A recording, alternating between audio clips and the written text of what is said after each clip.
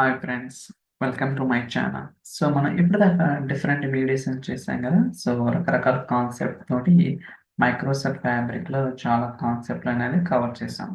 So ఈ రోజు ఏంటంటే ఇంకో టాపిక్. సో ప్రజెంట్ ఇది లేక్ హౌస్ అనమాట, టెంప్ లేక్ హౌస్. ఇక్కడ మనకి డెల్టా టేబుల్స్ ఉన్నాయి, మీరు చూడొచ్చు. సో రకరకాల టేబుల్స్ ఉన్నాయి. ఇప్పుడు ఏదైతే డెల్టా టేబుల్స్ ఇక్కడ ఉన్నాయో ఈ లేక్ హౌస్, ఇప్పుడు నేను వీటిని సో వేర్ హౌస్లోకి యాక్సెస్ చేయొచ్చో చేయను. ఓకే, ఏదైతే ఫ్యాబ్రిక్ లేక్ హౌస్లో ఉన్న డెల్టా టేబుల్స్ని I want access in Fabric ware house. Okay, so జనరల్గా ఏంటి, మనం lake house SQL analytics end point connect అయితే యాక్సెస్ చేయొచ్చు, బట్ అది కాదు. ఇక్కడ ఏంటంటే ఫ్యాబ్రిక్ వేర్ హౌస్ అనమాట. ఓకే, ఇక్కడ చూడొచ్చు. సో సపరేట్గా ఏముంది, వేర్ హౌస్ అనేది ఒకటి క్రియేట్ చేశాను అనమాట. ఇది ఓపెన్ చేస్తాను, లెట్స్ సీ దట్. సో ఇప్పుడు నేను క్వెరీ తీసుకున్నాను, న్యూ ఎస్క్యూఎల్ క్వెరీ. సో ఇక్కడ ఈ లేక్ హౌస్ లో ఉన్న టేబుల్స్ ఏదైతే ఉందో ఈ ఫ్యాబ్రిక్ వేర్ హౌస్ లోకి యాక్సెస్ చేద్దాం. సో దానికి select star from, so table name ఏంటిదో చూద్దాం. ఫస్ట్ నేను ఎర్రర్స్ ని రైట్ చేయడానికి ట్రై చేస్తున్నాను. ఓకే,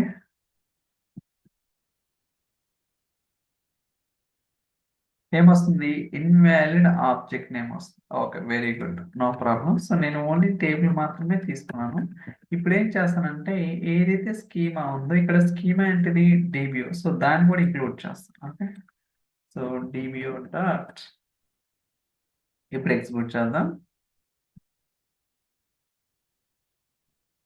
ఓకే, ఇప్పుడు కూడా ఇన్వాలిడ్ ఆబ్జెక్ట్ వస్తుంది. మళ్ళీ కాపీ చేస్తాను. ఇప్పుడు లేక్ హౌస్ నేమ్ తీసుకుంటాను. Okay, so temp lake house కదా. ఓకే, సో డాట్, సో ఇక్కడ so lake house dot schema dot table. చూద్దాం ఇప్పుడు వర్క్ అవుతుందో లేదా చెక్ చేద్దాం. చూసారా, మనకి డేటా వచ్చిందిగా. So description, display name, ID, notebook, work space ID. Okay, ఇక్కడ కూడా మీరు చూసుకుంటే ఏమున్నాయి, so description and display name, ID, type, work space ID.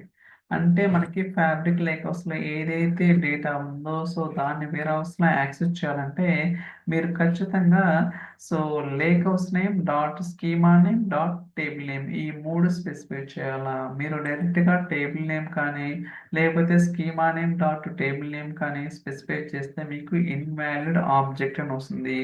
అదే మీరు లేక్ హౌస్ స్పెసిఫై చేస్తే మీకు డైరెక్ట్గా సో డేటా వస్తుంది. కావాలంటే ఇంకో టేబుల్ కూడా తీసుకుందాం. So let's try.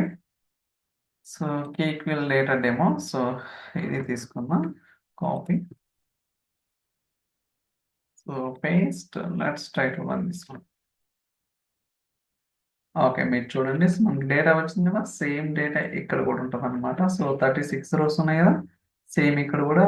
సో ఎన్ని ఉన్నాయి, 5 కాలమ్స్, 36 రోస్ ఉన్నాయి.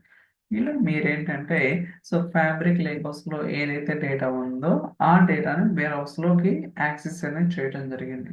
బట్ ఇక్కడ మీరు గుర్తుంచుకోవాల్సిన పాయింట్ ఏంటంటే ఈ Fabric lakehouse, warehouse రెండు కూడా ఒకే వర్క్ స్పేస్లో ఉన్నాయి అనమాట. అంటే సేమ్ వర్క్ స్పేస్లోనే ఉన్నాయి.